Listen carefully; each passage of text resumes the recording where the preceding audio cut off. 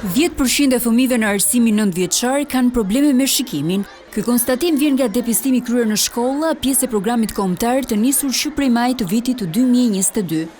Për vitin 2021-2022 janë depistuar rreth 82.799 nxënës, nga të cilët 8.400 rezultojnë të jenë drejtuar për vizitë tek specialisti, ndërsa për vitin akademik 2022-2023 rreth 2.422 nxënës kanë dalë me probleme me shikimin, nga 20.172 depistime të kryera në total.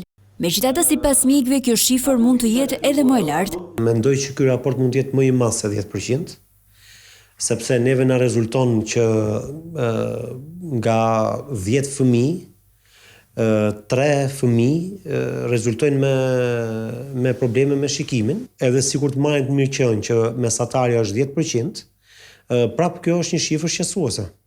Ka faktor të jashtëm, faktor ambiental, pra të ndryshimit të cilit jetesës, të qëndrimit gjatë në ambientet të mbyllura me pajisje digjitale, përpara televizorit e tjerë, të cilat kanë ndikuar që të rritet kjo përqindje dhe të arrijë në këto shifra, në këto nivele.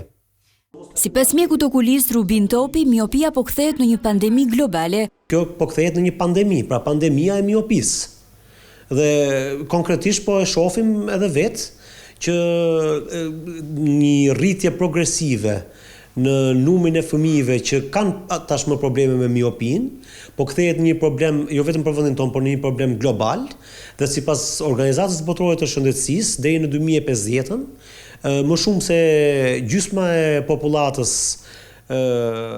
globale do vuajë nga problemet e miopisë. Topi këshillon ekspozimin sa më pak në pajisje digjitale, qëndrimin më tepër në ambiente të hapura si dhe kontrolle të vazhdueshme për kapje në kohë të problematikave me shikimin.